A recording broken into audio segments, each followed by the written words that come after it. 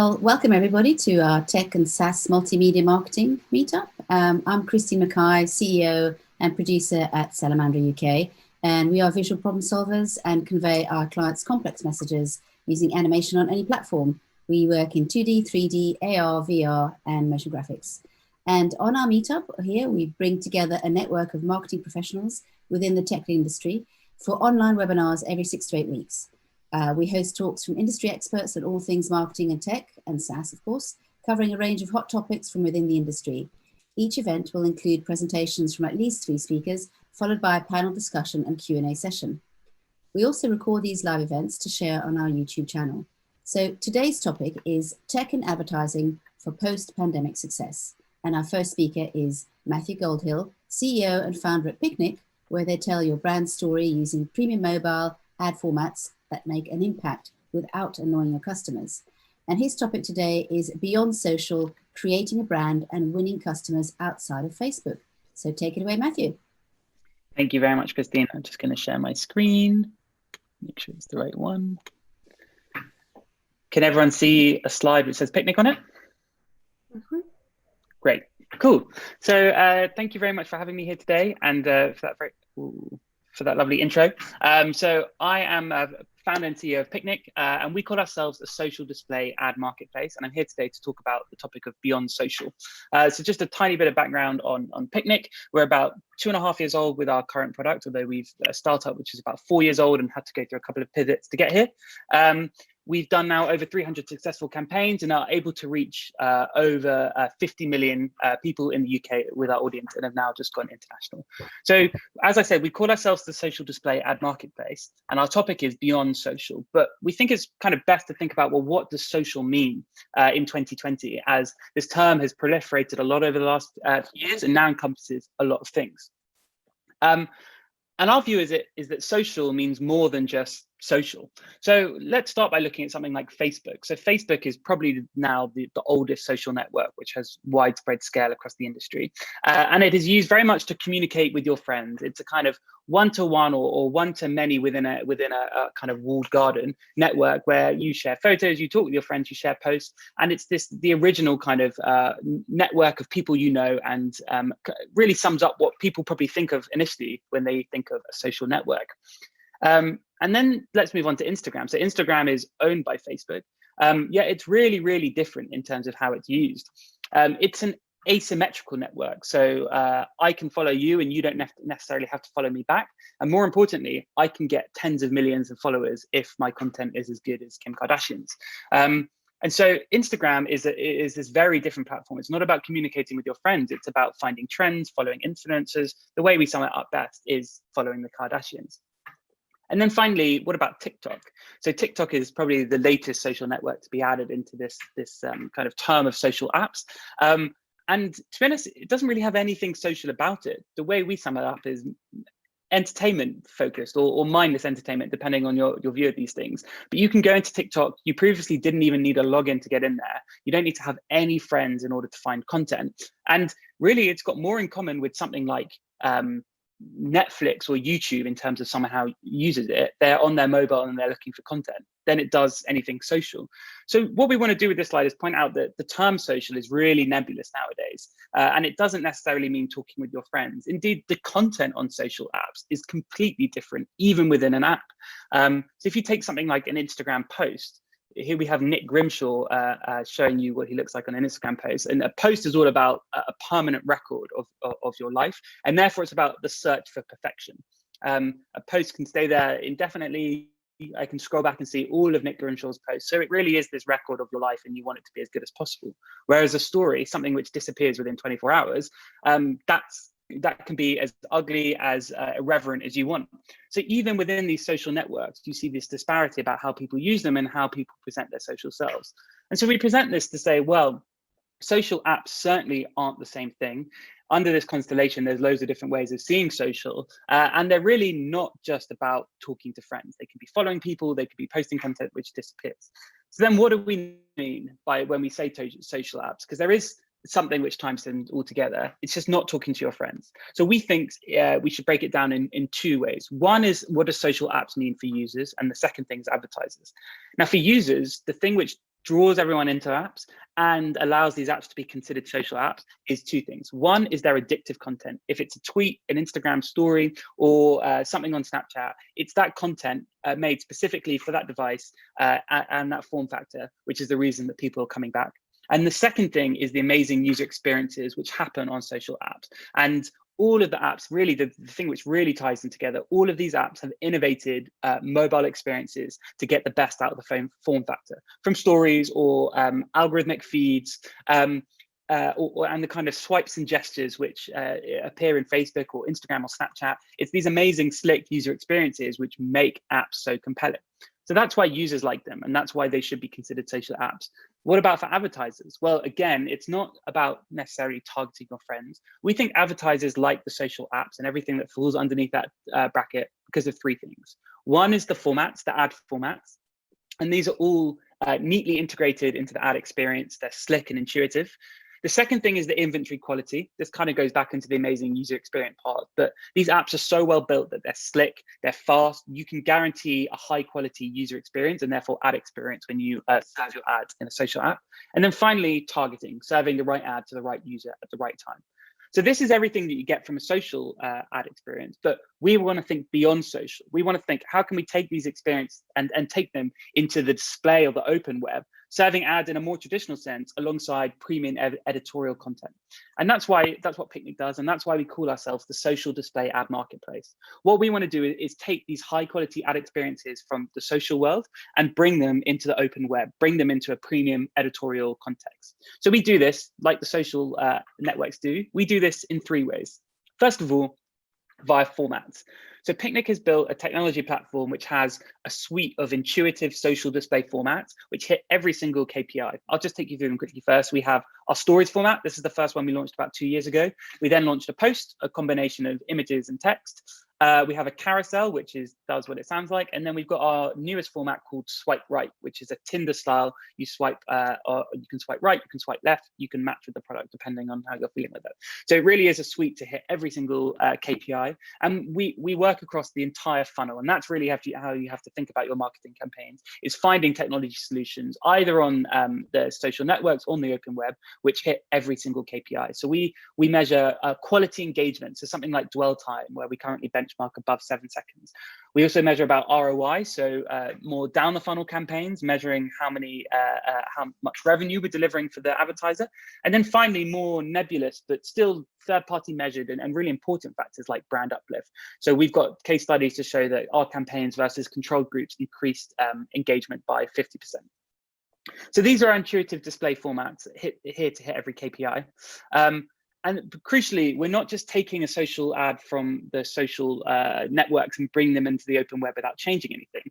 We want different customizations to drive success, again, to hit every KPI. So we layer on these kind of socially inspired formats to help hit KPIs, be it emoji reactions, so reactions kind of taken from Facebook or LinkedIn, which you can click on and they animate up the screen, or more performance-driven shoppable hotspots, and then things like polls and emoji sliders. So that's part one, is the formats. But as I said in my intro, the social networks have three things which set them apart, and we follow that track as well. So the second thing that Picnic does as a technology provider is find inventory which is as slick and as fast as, say, Instagram. So what we do is we piggyback on this technology called accelerated mobile pages, which is Google's project to speed up and standardize the open web. So this is a standard web page, something you'd see by going to, say, sky.com, and you can get to the exact same article by Googling a topic, and anything with the little lightning bolt that appears in a Google search, that's an accelerated mobile page. And they're built specifically to speed up, so they're about 6 times faster, and standardize to provide a really slick, standardized experience across the mobile web. And what we think this does is it provides inventory which is comparable to what you see on Instagram, and you can guarantee that across every publisher.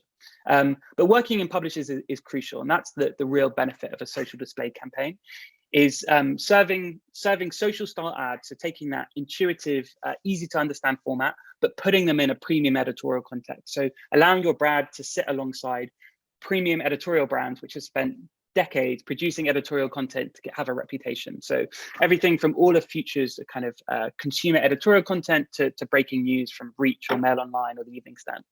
And the thing is, this high quality inventory is crucial, not only for brand perception, so for users are 50% more likely to engage with an ad if it's in a high quality environment, but also for those quality metrics I mentioned earlier, like dwell time. So ads served across Picnic's network have an 8-second dwell time versus a 1 to 3 second on something like Facebook or Instagram. So then finally, we've got the formats served on really high quality inventory, but it's also about reaching an audience. And so Picnic's able to do that either via contextual targeting audiences or geos. We can either get data from Google or publisher first party data, which means working with publishers to kind of segment their audiences based on reader habits and surfacing that to the advertiser. So this is kind of the 3 steps which we think are crucial for an advertising campaign: the high quality formats, the really high quality inventory, and audience targeting. These are things that social networks do incredibly well, and Picnic try and replicate, but in the open web, so on premium editorial context. So I thought I'd share a couple of case studies to kind of demonstrate the success of the brand, of the product. So we have a case study with the Very Group for their Black Friday campaign last year, which was about achieving as high ROI as possible on one of the most competitive ad days in the world, probably. On Black Friday, ad prices go through the roof because everyone's trying to bid and sell you your headphones. So I think this case study is a testament to serving on high quality inventory with a really intuitive format is a way of getting your message across, but ensuring that the right and relevant user and an authentic user sees it. And it won a Masterclassing award for the best digital marketing campaign. I think it was the mobile category this year. And then finally, a case study for BritBox, who is it's BBC and ITV and Channel 4's kind of Netflix product. And they've just launched their Spitting Image satirical news show using our Swipe Right product. And again, this was less about driving ROI, but another metric on the funnel, and this was about engagement. So having this more engagement-led but really intuitive format has worked wonders for the product, and we're able to show that with things like the number of the dwell time, but the number of swipes per user, and a total engagement rate of 5.75%, which is over 10%, 10x higher than we'd see as industry standard. So these are kind of how our products work, how they fit together as a campaign. I wanted to finish by giving you a live demo of the SaaS part, as this is the SaaS talk. This is our kind of, everything I've spoken about thus far is our network proposition, but we've just launched a SaaS product, which is allowing publishers and also advertisers the ability to take their Instagram and Facebook campaigns and move them into a social display campaign really easily. So we've just gone live with 3 publishers over the last couple of months. So I thought I'd do a live demo, and I'm just going to take the time. I've got time. I thought I'd do a live demo to show how this works. So I've got up the Instagram page of Apple. So Apple is producing lots of organic and paid for content on Instagram. Obviously, they have a large photo kind of style because of the Shot on iPhone campaign. So the way that the Picnic Studio works is you can take a link from any advertiser. So we'll take this link here. Go into the Picnic Studio, go into the ad creator, set it up here, and then I paste in my Instagram link. And in real time, we scrape the content from Instagram and put it in this new format. Now, obviously, an organic post on Instagram is going to have different KPIs and different goals to a paid for post. So you might want to change some elements. So we're going to change some of the text on this campaign and make it a bit more product focused, just saying shot on an iPhone. You can then save it, change some of the button colors if you wanted to. I think that actually looks quite good. And then that is ready to go and ready to serve alongside the premium editorial content that is relevant for you. So that's the SaaS product, which is publishers are now using to sell in their own campaigns and serve these kind of ads on their inventory. That was my Picnic Studio demo. Yeah, to summarize, thinking beyond social involves breaking down what social networks do well, which is they're not just about having a network of people on one app. They've really broken down the essentials of what makes a great advertising campaign, which is really intuitive formats, high quality inventory, which is always showing ads to a real person and is in a really slick environment. And then finally, making sure you target the right person with the ad. And so if you have all of these components, the formats, the inventory and targeting, you can make your campaigns work both in social, but also beyond social. Thank you very much. Wow, that was amazing. Thanks, Matthew. That was very, very cool. Lots of food for thought there. And next up, we've got Karol Smith, who's head of global advertiser experience at Cavai, and they offer the creative part of programmatic advertising. So Karol has spent over 10 years in global marketing at the global marketing level and spearheaded global marketing campaigns and operational strategies to drive multi-million pound efficiencies across all areas of digital marketing, unlocking potential for revenue growth. As global head of advertiser experience, she focuses on service delivery and the overall experience of Cavai's varied client base. And her topic today is the art and science of conversation. So take it away, Karol. You're on mute. There we go. Thank you. Is that better? Great. Okay. So thank you for that lovely introduction. So I'm going to be a little bit more ethereal with you guys on this lovely Wednesday afternoon. So I'm from Cavai, as my introduction just said.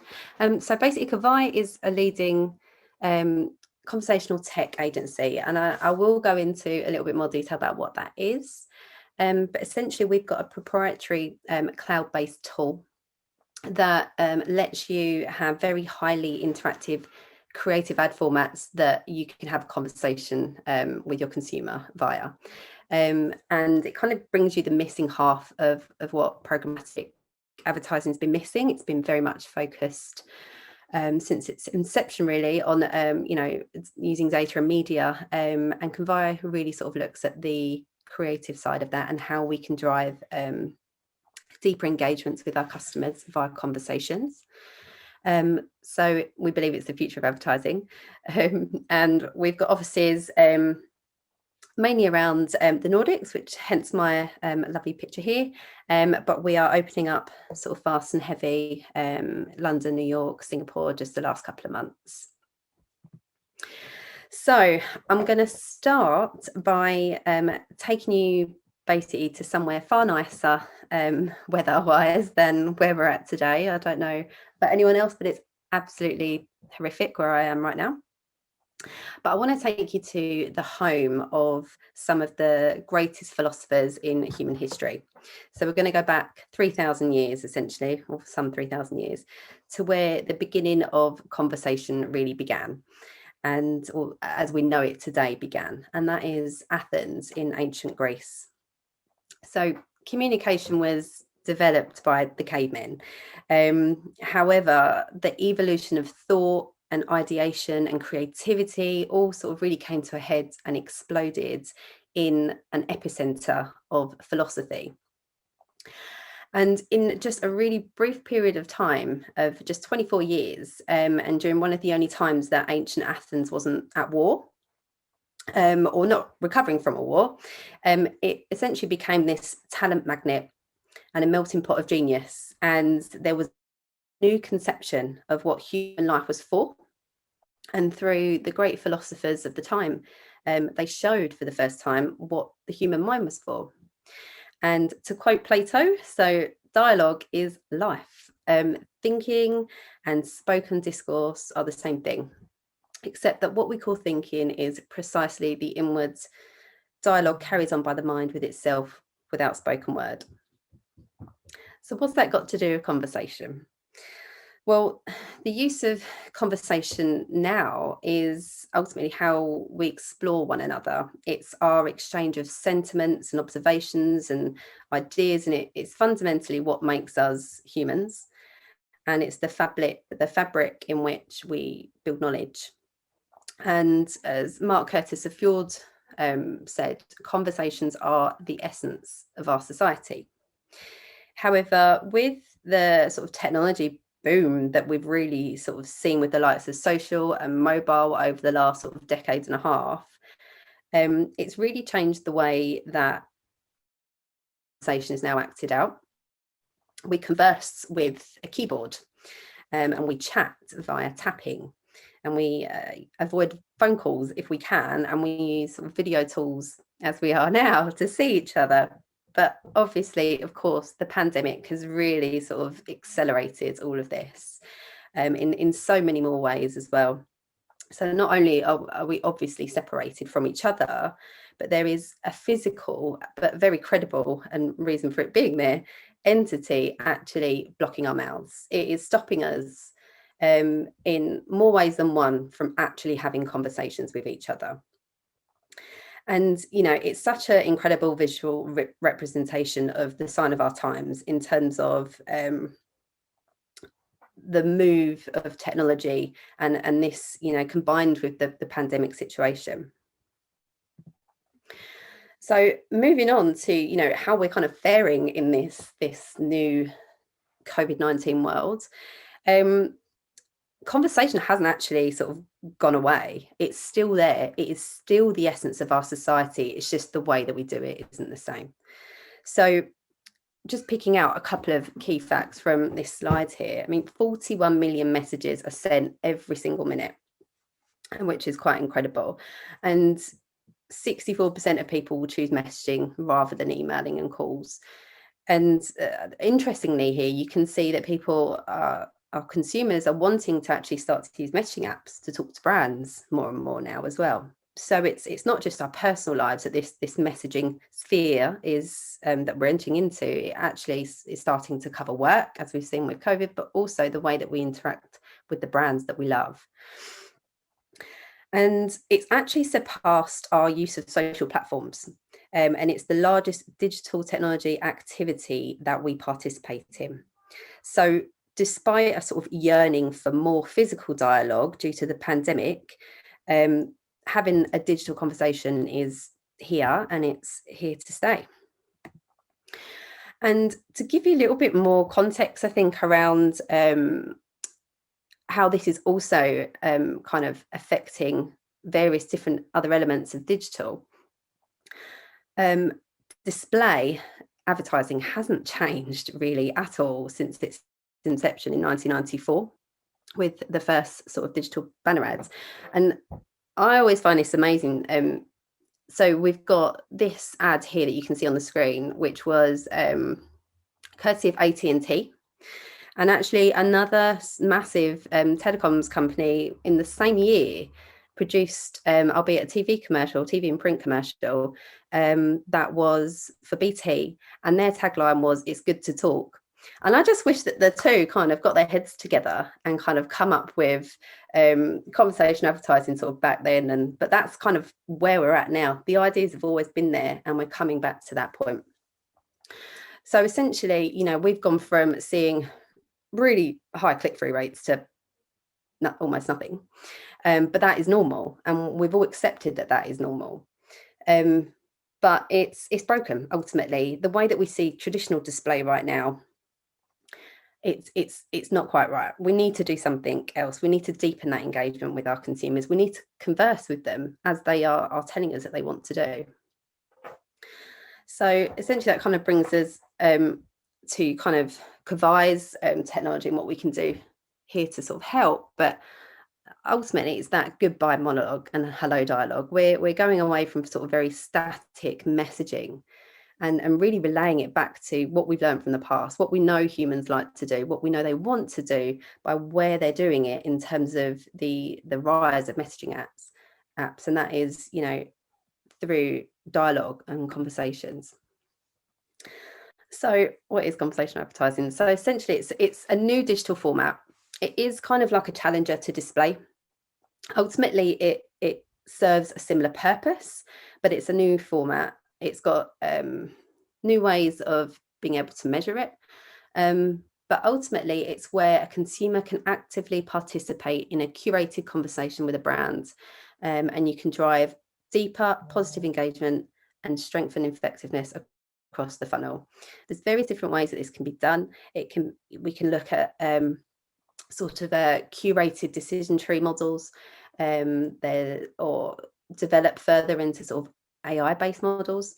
But ultimately, the point is that you are not telling your consumer something, you're conversing with them and understanding more about them. And a way that we kind of look at that at Cavai is, we really want to kind of humanize brands. As I mentioned, consumers want to have a conversation. So, to give a bit of advice around how to approach this, to sort of help navigate your way through the pandemic, or if it's something you're going to be looking to do after, but ultimately be the sort of human form of your brand. And also take into account that sort of the average dwell time, as Matthew kind of highlighted as well, how poor that is right now on sort of traditional digital advertising, in terms of 1.5 seconds for mobile display and 1.3 the averages for desktop. We need to offer something that's different and be in a place that's different for them. So being natural with the conversation helps to get your consumer onto that point, that starting point. And then next, be sort of really concise. Again, you want to hold their interest, you want to deepen engagement and get to the point of what it is you're kind of talking about, but in a very, very human way. You've probably seen lots of chatbot platforms that have risen over the last couple of years to serve all sorts of purposes, from customer service or just helping on a website to navigate, and those are very much there isn't much of a conversation happening there, although the chatbots will like to make you think there is. It is very sort of we are still telling you something, and we're not providing different options depending on what you're kind of saying. Creative advertising needs to be different in that way. It needs to be presented differently. The creative needs to react as well and be interactive. And that kind of goes on to the third point about being interesting. We have a real opportunity here where, going back to the slide about how sort of programmatic, since the rise of programmatic, which is about data and media, we've kind of almost forgotten a bit about the creative. And we've got an opportunity here, along with the technology that's available for conversational advertising, to really enhance that creative interactivity. And we know that drives profitability. It's just we've sacrificed that, and we've sacrificed some media placements as well to be able to sort of gain sort of traditional click targets and things like that. So, if I was to sort of give any advice to help navigate this sort of post-pandemic world using sort of conversational technology, it would be to sort of really embrace it. Take some time out to see how your traditional digital advertising has been working. What you could do, you've probably already got some kind of chatbot service or on one of your websites. How can you extend that to actually be part of advertising? You converse with your consumers via social, and that's very much a one-on-one conversation. So this is the sort of missing piece. And here's just some examples of what it can look like. They might not actually play. It's still quite a very new format, and I forget that a lot of people haven't actually seen it. But yeah, I can send, if anyone wants to see some live demos, I can do this at another time. But yeah, these are sort of our desktop and mobile display compatible formats here. We also do desktop and mobile on-site chat bubbles, which is similar to the sort of customer service or the help bots that you're used to seeing, but these are still very much about conversational, and you can really build that up, and it is an ad as opposed to a customer service bot. And these are quite intrusive, so they're in a good way, in that they're there all the kind of time, and they can really strengthen engagement. And these new ad formats, of course, they come with new metrics, and standard media metrics haven't gone away. That's all still being measured, but you get to see or have a newer focus on things such as engagements. What's really driving my consumer to engage with me? How are they interacting with the ads? What questions and answers do they like the best? What are they responding to the most? And that can even go as far onto the creative as well. And, you know, using these insights that you can get, they're actual human insights. It's not an assumed persona that you're using to target media with. It's actual responses. So the level of insight that you get back from it, you know, we see brands that often spend a little bit of money doing some research on just that, whereas you're actually getting this from via doing your advertising. You're not spending any additional money in that sense. And, you know, that's such a new way of looking at this and bringing that into sort of your first party data pools almost, you know, having a look at how you can combine all of this, and particularly with the demise of third party cookies and how, you know, we've all got to approach the way that we use data differently. Having actual human response goes some way to help solve that problem. So that kind of takes me very swiftly to the end of my presentation, but yeah, thank you for having me. That's great. Thanks very much, Karol. That was really interesting. Very interesting to see how that works. So now, last but certainly no means least, is Charlie Ashe, creative and client success at Audiostore, that offer programmatic media buying, ensuring your target audience gets reached at scale in the moments that matter. A digital strategist, Charlie manages their creative and client success. He works with Audiostore's clients to use data and creativity to transform how brands can connect with audiences. And his title of his topic today is Data-Led Creative. So take it away, Charlie. Wonderful, thank you so much. And let me just get my screen up. Awesome. Thanks, guys, and thank you very much as well. That was really great, Matthew and Karol, listening to both of you as well. A quick intro to Audiostore. So we describe ourselves as an audience activation partner, and essentially what that means is that we specialize in the more data-led side. So essentially, how do we find the individuals, and what is the process of finding those individuals that we can then engage through the creative itself. My background is very much within programmatic. I've been in programmatic for the last 10 years, which is about how long it's sort of been around in the UK. And programmatic really is the combination of technology and data in order to buy media. So you'll see quite a bit of that as we go through. The sort of the initial quote, which is massively quoted within the advertising and marketing industry, is the John Wanamaker quote, that half the money I spend on advertising is wasted. The trouble is I don't know which half. When he made this quote, and I was looking up some sort of stats for comparisons between now and then, there were 4,192 cars in the world, and we've now got to the point where there are 8,000 cars per day sold in the UK. So it was a while ago. We've also had the rise of the big tech companies, and Google was founded in 1998, so very much towards our side of the time since this statement was made. And since then, they've grown into a company which is a data and technology company, and which is worth over $1 trillion. So a lot has happened, a lot has changed, and I think what's useful is to kind of check in as to what has changed and where we've currently sort of got to.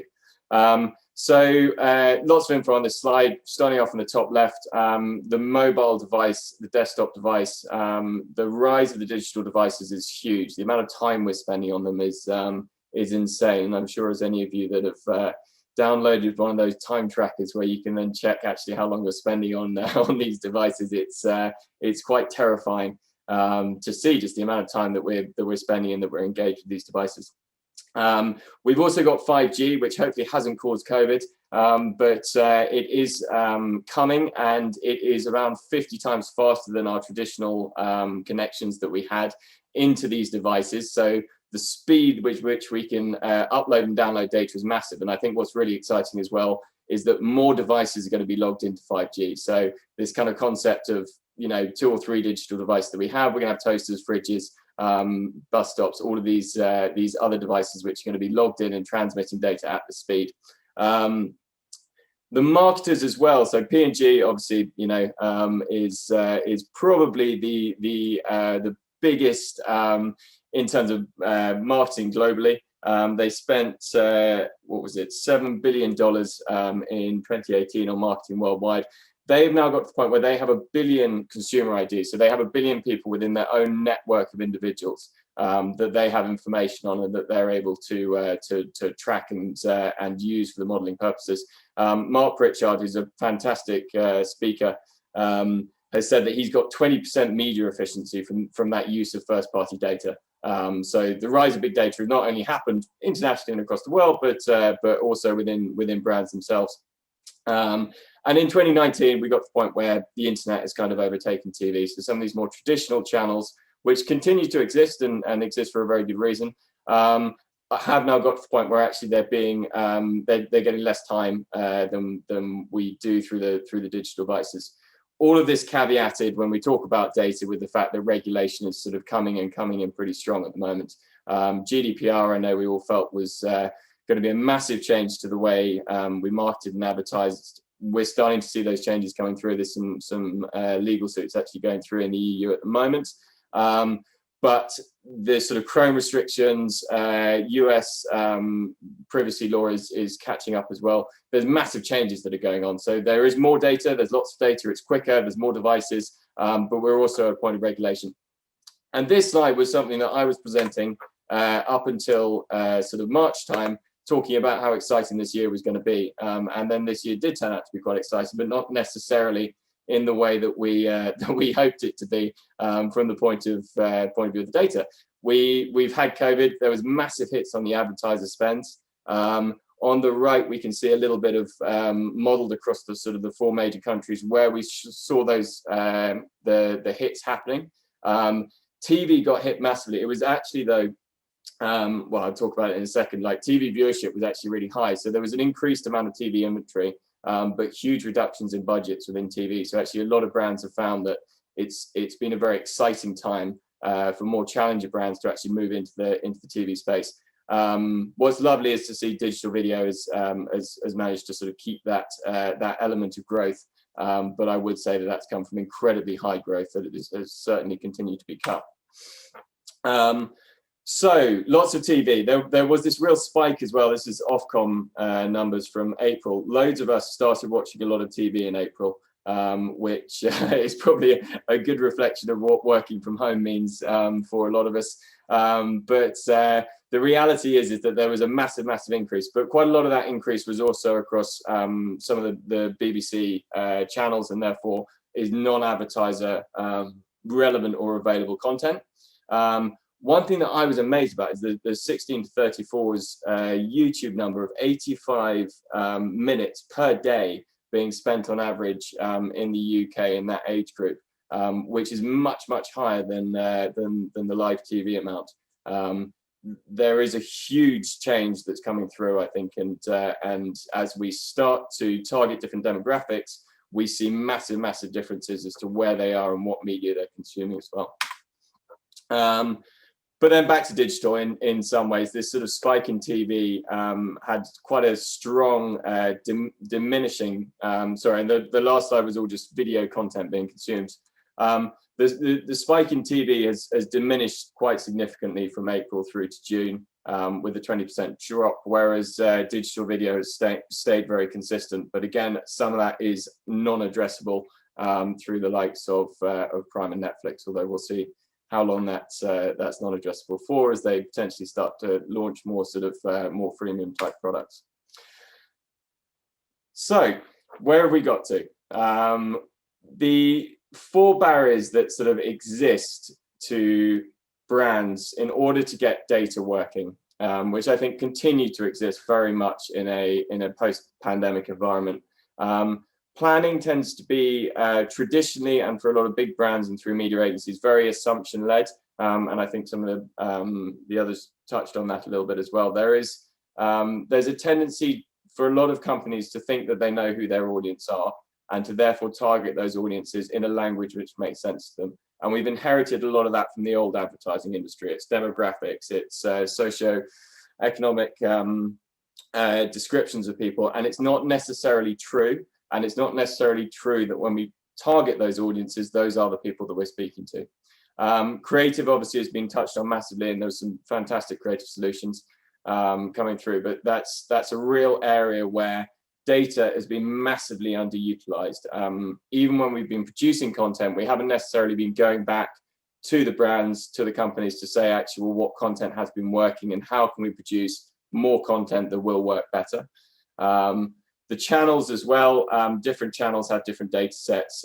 We haven't been particularly good at marrying up the data across all of those channels to then be able to compare better what the performance are across those different channels. And measurement, I think, you know, as someone that is, again, has worked in the industry for a bit as a consultant for brands as well, it's a very dangerous game once you start to go down the path of actually trying to measure the accuracy of advertising, especially when a lot of the measurement sits within the big platforms that we use to buy the media. It becomes really, really hard to get some easy, genuine numbers. And this is hard enough for companies that are digital first. A lot of the industry sits within companies that still plan from a traditional environment point of view. So they take the channels with the least data, and they use those channels essentially in order to try and form their advertising strategy and their advertising campaigns. So what we're increasingly seeing, and where we're seeing sort of competitor brands really coming through, is this kind of digital first from the outset approach. So from a traditional point of view, brand creative agency would tend to talk. They'd often plan with offline in mind. Lowest common denominator of targeting would tend to be audiences. They, as we said, became very obsessed with this concept of audiences. Who's my audience and who do I speak to? And then they would brief the audiences with a single creative message for a digital channel into a media agency, which would then go to the media activation partners. And this is where Google, Facebook, Amazon, the big data partners would sit. These guys have massive, massive amounts of user data.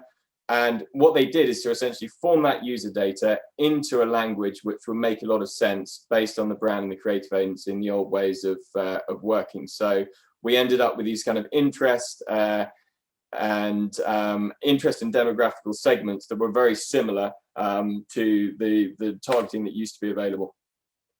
And that's a lot of where we as a business, I suppose, work, is that we try and bring the media activation point closer to the brand so they can have a little bit more understanding of that data. And then we try and work with both the creative and with the media agency in order to activate all three of the sort of remits, I suppose, of those different suppliers. Although we do work with some that work more brand direct in a way that manages to achieve the goals and objectives of the brand itself.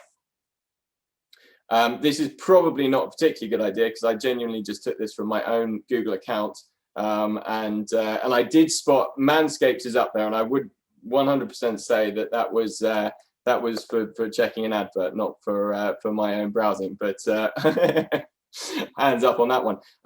The data that Google holds on us is incredibly interesting. I can send a link round afterwards if any of you haven't checked this out. But it's very, very interesting to go and look and just see what some of these big data companies think that they know about us. There's lots of very interesting stuff, you know, beaches and islands, holidays. You know, yes, of course, I think we're all probably searching for a huge amount of that at the moment. I did recently update my desk and laptop and all that stuff recently, so the computer hardware and stuff makes sense. I do have 2 cats down in the bottom left, but it also says that I'm interested in dogs, and I haven't actually got any dogs. I am in a relationship, although I admit that I haven't bought my fiance flowers for quite a long time, so maybe Google's trying to remind me of that. But look, these information that Google gives us when we go into it to go and target it as a platform, as an advertiser, is this information. And all of these can be treated as relevant as they are to the individual. But when we go and target them, we think that this is a completely accurate description of the person we're talking about. But what we tend to lose is the concept of, well, actually, what state of mind are they in? What are they up to at that particular time? Yes, they may have Googled something, searched for something, or watched a YouTube video a year ago, but are they still in that same interest group, and is it still relevant for them? And that's, I suppose, where my role to some degree comes in, is the lovely Malcolm Forbes quote of the art of conversation lies in listening. What we try and do is to bring to life this idea of, if all this data is out there, what data is available that allows us to listen, to actually try and understand, exactly as Karol was saying, how we can engage and how we can actually form communication with these individuals that we're speaking to. The wonderful example I always think is, like, think of it as if you're a person. Think of it as if you're trying to talk to someone. Although admittedly in London at the moment with social distancing, probably not a good idea. But if you see someone reading a book, if you have some context as to where the person is because you're there as well, and it's an interesting place, that's how we start up conversations. And the weather is a fantastic British example, because it's something that we know we have in common with the other person. It's a very easy conversation starter to have.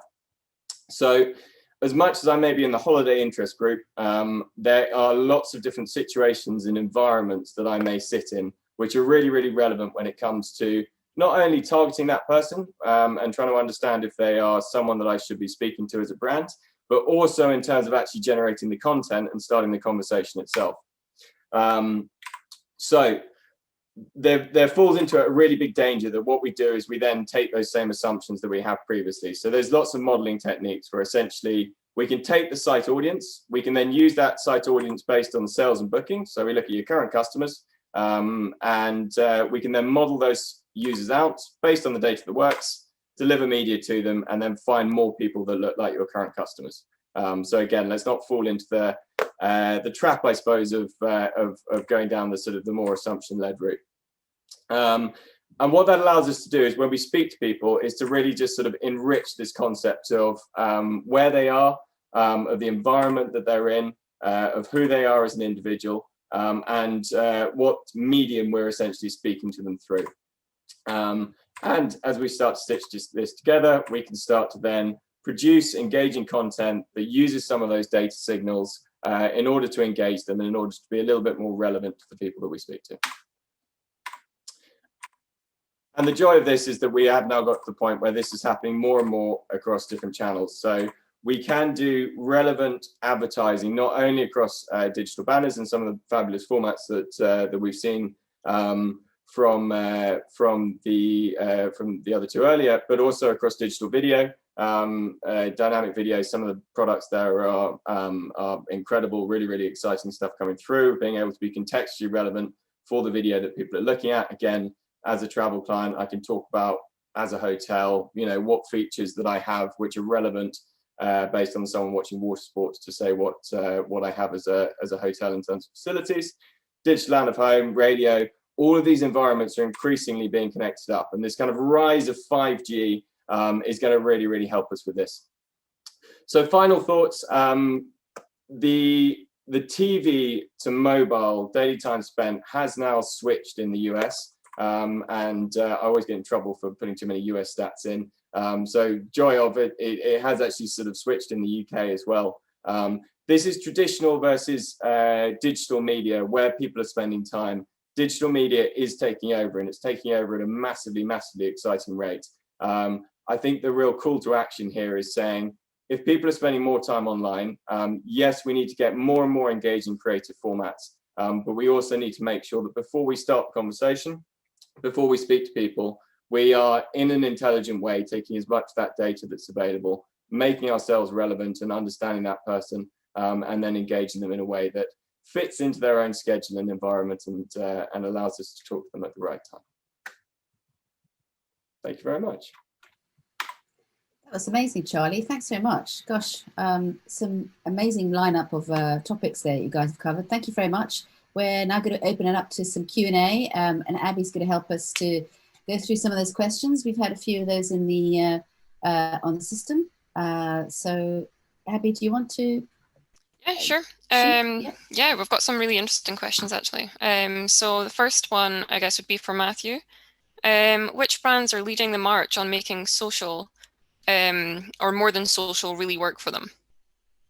Yeah, interesting question. So Obviously over the summer, I don't know how deep everyone is in the ad industry, but there was a stop funding hate campaign where brands were encouraged to shift their dollars away from Facebook and the Facebook apps and put their media into premium editorial content.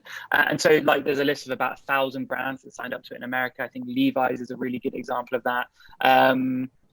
So Levi's just taking everything before from shoppable to all the content they're putting out and doing like direct publisher partnerships. They've just done something with The Guardian, which is really different, and it's a really nice new channel to read to experience their content. I think so that's one specific brand.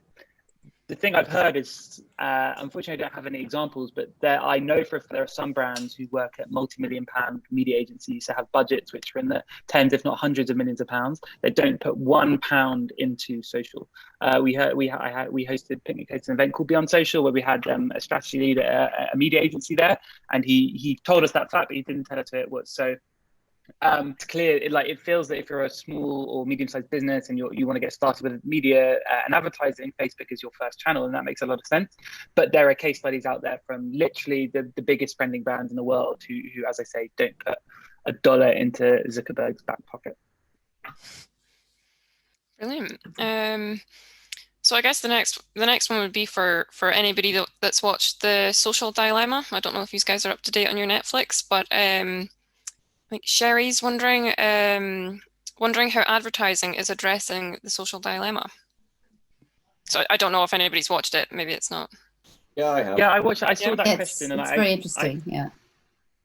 I felt it was picking up on the social display element, and it's actually something we've spoken about because the social dilemma raises the point of design being something which taps into addictive qualities. So something like pull down for more content, or the kind of the UI of Gmail, where the design ethicist at Gmail was wondering why he was so obsessed with Gmail that it was like the first thing he'd look at as he goes to sleep at night. I think that the next generation of tech products need to learn from the mistakes of the big platforms who haven't put ethics into design at all. And so it's not just about like building a social network where you can speak to friends, but it's about not allowing them to build products which are literally release the same kind of chemical endorphins as you, as say, I don't know, gambling or having a cigarette would. From a personal perspective, I delete apps. I don't have Facebook's app, Instagram's app, Twitter's app, because the app is where the experience is optimized to drive your engagement. And I feel I can get just as much engagement from like reading twitter.com on my phone than I will in the app where I'm kind of forced to continue swiping. Charlie, sorry, I interrupted. What are your thoughts? No. I think it's bang on. I mean, I think it's an awareness thing. I think probably from a brand point of view, you know, it's being aware that the fact that these platforms are designed in that way. You then kind of have to make your own moral question. Like, you know, I mean, we are working for brands that are trying to drive performance. There is a performance benefit that comes from Facebook and other companies optimizing their sites in this way. I think there will be an increasing awareness of that. There will be an increasing potential fallout that comes from that. As an advertiser, I think you have to choose the publishers and the areas where your advertising appears that match your moral values. If you're a pure performance-based advertiser, and that's what you want to be guiding where you put your media budget into, then you will naturally move towards those platforms. That's not to say that it's wrong, but it is to say that, you know, you then tie yourself to the moral values that publisher holds, as well as the other ones. And I think, as Matthew said, you know, there's been some fantastic examples when it comes to user-generated content, you know, YouTube and funding ISIS, where advertisers have very quickly actually backed away from and decided that their moral compass does not align with these particular publishers. And I think that will increasingly become an awareness that they are monetizing us as individuals to some degree, and they are trying to make them as addictive as possible. Cool. Nice. Yeah. So, Karol, Mark's wondering if sort of what Cavai has is more like a chat bot, but in advertising format. Fundamentally, yes, that's essentially the technology that sits sort of behind it, but it's presented in a new way, and I think the differentiation between conversational advertising and sort of traditional chatbot technology is the customer service element. Ultimately, that's where sort of chatbots, if you will, in their kind of, you know, presence, that's what they're there to sort of facilitate in many ways. Whereas the conversational advertising, it's the purpose of that is to drive deeper engagement and drive performance really as well. So move people through the funnel a bit more, you know, engage with users about brands, ask them questions, you know, would you prefer this over this, or what are you here looking for, or, you know, would you like to find out more about this? It's bringing that human element, which is very, you know, quite a contradiction to a chatbot, but fundamentally, yes, it's that sort of same technology. Cool. And what is the average performance or results that can be expected from conversational advertising? So it's an interesting question because there's many ways in which you can measure performance. So the brands that we've worked with so far have made quite a conscious shift to move away from sort of traditional advertising where they're, you know, really predominantly measuring impressions and clicks and things like that, to engagements. They want to look at higher dwell times. They want to see users actually, you know, participating in the conversation with the brand. So we've seen a sort of average 5 to 6 times higher engagement rate based compared to a traditional display ad. That's sort of what we've worked with our brands so far to kind of figure out. But I'm conscious there that we're comparing sort of apples and pears. So I think as consumer advertising becomes conversational advertising becomes much more popular, we will see an increase in the sort of desire for an uptake in these measurement strategies as well, and moving away from the very traditional sort of impressions and clicks. Can I just add something there as well? I think the real challenge that a lot of brands have as well is learning from the marketing that they're delivering as well. You know, if you are spending time with a user, yes, you want there to be an outcome at the end because you bought that piece of media, but you also want to try and learn as much as you possibly can from that. And so the more that these more engagement-based, interesting sort of formats come through, people are clicking and choosing options within the ad, and therefore they are starting to teach you as a marketer essentially what they are interested in, and that has big ramifications for the brand in terms of as a learning opportunity. And I think that halo effect that comes from it when advertising and marketing set up in the right way produces so much additional brand value outside of just the media that's being bought and the outcomes of the media that's being produced. So yeah, exactly. It's quite you know, there needs to be quite a conscious shift away from everything having to be so commercialized. And I understand, you know, in the world that we're in at the moment as well, everything is so heavily criticized in terms of any spend that a company might have. But there has to be this cutoff point or a leap of faith where you try something new, because I think what you're kind of going to get out of it is far better than what you're sort of traditionally seeing. So TikTok loves to call themselves a sound on app. Do you foresee other platforms going down this route as well?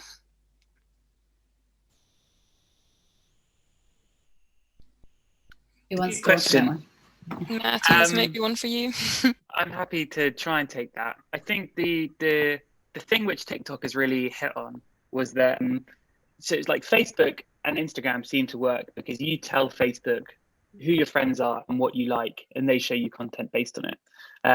So that, like, ultimately they're not social networks, they're just ways of consuming content, and you just tell Facebook what you want to see.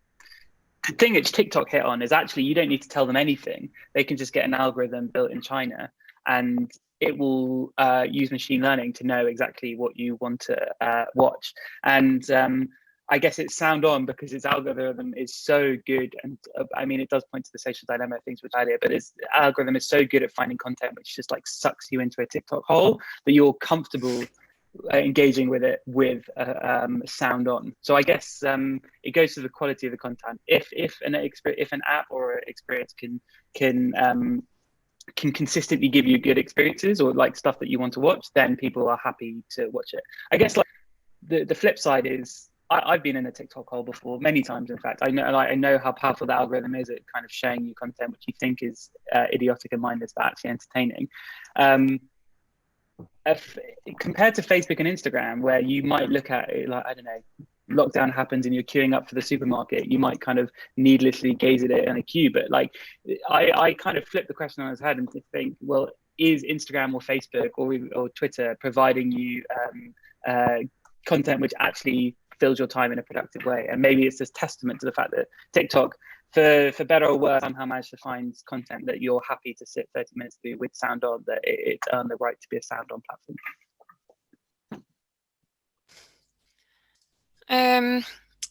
And so this is another one from Matthew. Is it becoming more of a trend for each platform to have many of the same feature? So for example, Snapchat gained popularity and then Instagram released stories, Facebook added stories, and LinkedIn now has stories. Or Instagram has Reels now that TikTok's gained popularity as well. Yeah, I think it's worth thinking about them as not just features but user experiences. So what's the best way of it? So stories is everywhere. So sure, LinkedIn, Instagram, Twitter's just launched them. I forget what they're called. Really stupid product. But they're also on like Google Maps and they're in Spotify. So if you go to like a Beatles album or like a Taylor Swift new album, there's a stories feature at the bottom there. And in that instance, it's using the user experience of stories, so kind of like full screen, tapping left and right, scroll bars to give a good experience. And each of those iterations is a different feature, or as it were. So I think that kind of copying will continually happen in the same way that, like, you know, any user interface or any design language can be picked up and copied on different platforms. In terms of like copying the core features, so like as the person said, Instagram is just like TikTok copycat. That more relies on the quality of the content. It does go back to kind of like the previous thing I was saying.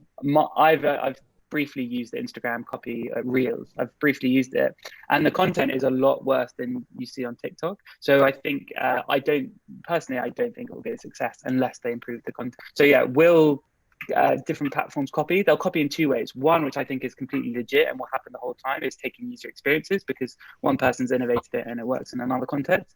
Wholesale copying of the entire feature is a lot harder to do, and I don't think everything is a success.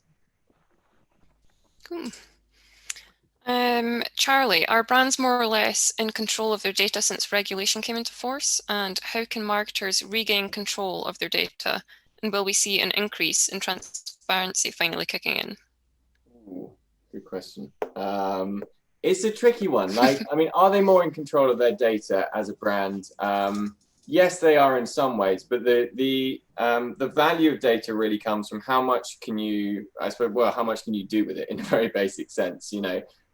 So there's two areas that you really need. Is you need to model data to sort of try and add some value to it, or make some sense of it from a base sense, and then you need to activate it, which is normally either gaining some insights and some understanding from it, or it's plugging it directly into a platform whereby you can then go and find users, if we are talking about user data. So the big challenge that's going to happen is that ability to match up and to go and find other people. So the cookie reduction, especially, which is coming through next year, is going to have a massive impact on that, from the point of view of being able to go and find quote unquote audiences. I think the danger sits less around the industry coming up with a response for that, because I think the industry will come up with a response for that for marketers. The danger will sit that the response will come from the people that have non-cookie based targeting IDs, which is the Google and Facebook platforms. And so you will be increasingly reliant as a brand on Google and Facebook finding your audience, delivering and buying the media on behalf of that, and also measuring the success as to whether that advert that you bought was the right one. And these are also the same people that have algorithms which set the media price that you then buy the advertisement for. So, you know, from a brand's point of view, that I think is a dangerous situation.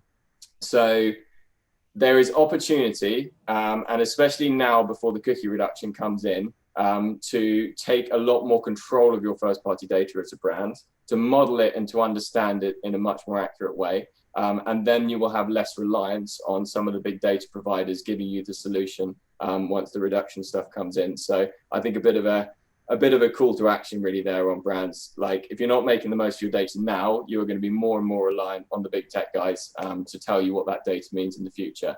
And that it is dangerous from the point of view that they are also doing the measurement and a large proportion of the media as well. Cool. I think that was the question.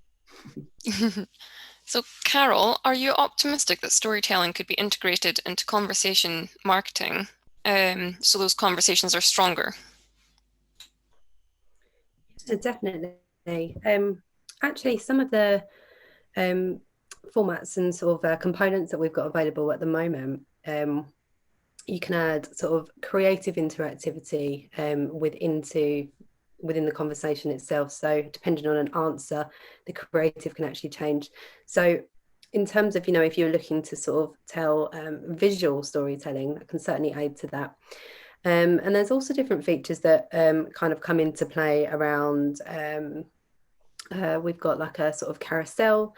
You know, if you've got something to show or a range of topics that you want to talk about, we have like a slide, a carousel. So it becomes this kind of really immersive experience within an ad unit itself. So yeah, if you want to sort of take storytelling to sort of the next level and implement it via a conversation, yeah, absolutely, no trouble there.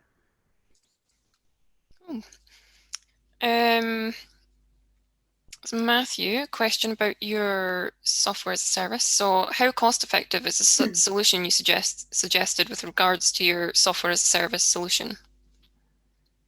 It depends who is asking, as in if they're an advertiser, if they're a publisher.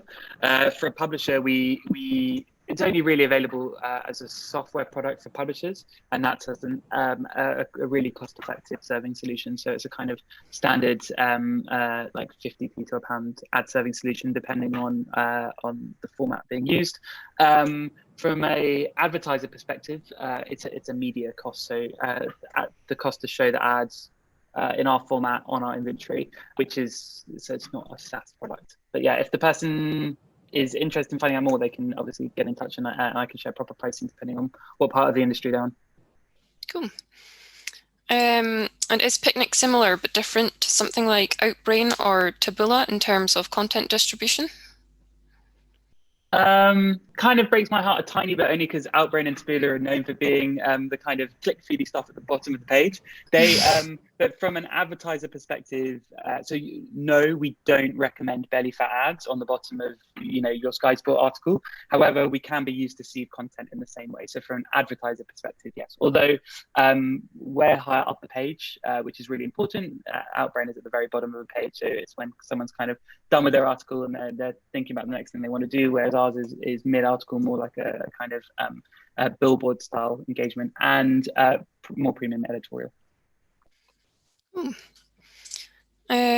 Charlie, what is the broken element of persona building in your mind based on this discussion today around so many different data points? Broken element of persona building. So I think there's massive over-reliance, like we said, on the sort of these third-party audiences and data sets which are curated by someone else, and therefore you don't really know what information or what the criteria is to put someone into that particular data set. As we said, they're also curated by companies which are predominantly paid for use of data. The larger the data set, the more valuable that data set looks. So they tend to be sort of a bit inaccurate. So I would say that the interesting path to go down is almost a kind of back to basics of thinking about, it can be as smaller things as, what should I say to someone on a Monday morning versus a Friday evening? Like, there's such a big emotional change between those 2 points. It's also non-reliant on the cookie reduction, as per the question earlier. So I think just just thinking about your users and how you engage them as a brand, past thinking that you have to understand everything about that user as described in terms of their interests, their demographics, but try and think a little bit more about their mindsets. Like, you know, you can have a conversation, you can engage someone because you understand that on a Monday morning, they're going to be a bit pissed off about going to work. You know, so I'm obviously never pissed off about going to work. But we have a different feeling when we get to Friday evening. So I think it's being exploratory across those data points with content in mind and your brand voice in mind, and then creating those personas through those conversations. You start to understand why it is that people are engaging. Some people will engage with you on a very product-led way, some people on a brand-led way. It's a journey that brands need to go down, but too often they want to try and do personas in a way that the industry is telling them to do personas, and not in a way that actually is relevant to them as a company or relevant to their users when they go and speak to them. So a bit more flexibility there and a willingness to use a few more data points and to potentially say that we don't know a huge amount about our customers, but we do know when's the right time to talk to them and we do know what to say to them. So Sheree's wondering about genuinely compensating people in exchange for their time and interaction, irrespective of whether that was negative or positive. So she's not suggesting attracting them with compensation, but suggesting surprising them with compensation at the end of an interaction. So I think that's referring to within a conversational ad unit, I think. But yes, I mean, it's a nice idea. I mean, ultimately, you want them to be engaged. That's the sort of most important part there. And you want them to have that conversation with you so that you can get them to where they need to be or where they want to be. And then you can sort of get insights from them as well. So, you know, providing some kind of surprise compensation, you know, I guess that wouldn't be sort of any different from seeing discount codes or something like that, you know. I mean, there's lots of things that can be explored, and because it is such a novel format, you know, and anything like that is you know, a nice surprise. And if that's what engages users in that particular market or what it is that you're talking about, you know, if you're a retail brands and, you know, consumers often look for things like that, then yeah, definitely. But I think it has to be about engaging the user first and foremost and not coercing them as well. Cool. And Matthew Howie is wondering, is your supply programmatically available? Yes. Cool. Brilliant. So that is all of our questions. I don't know if anybody else has anything to add. Any more questions from the audience? Somebody's asking where the recording will be. So Salamandra.uk will post the recording up on our YouTube channel in the next couple of days, and we'll post that on our social sites as well. Well, if there's no more questions, then I'd just like to thank all of you for these amazing topics and also for all these incredible tools for marketeers and brands to look into, because these are really definitely where it's all going, and especially where there's measurable ROI as well, which is what all marketers, it's you know, music to their ears. But it really is a sort of new direction, new and exciting direction where everything's going so digital and being consumed digitally off the TV, a traditional medium. But yeah, thank you all very much for marvelous contributions, and yeah, look out for the recording of this. And if you've got any questions or want to get hold of any of our speakers, please get in touch with Abby at Salamandra.uk. It's the best thing, isn't it? Thanks, everybody. So thanks very much. Yeah, see you soon. Take care. Bye. Bye.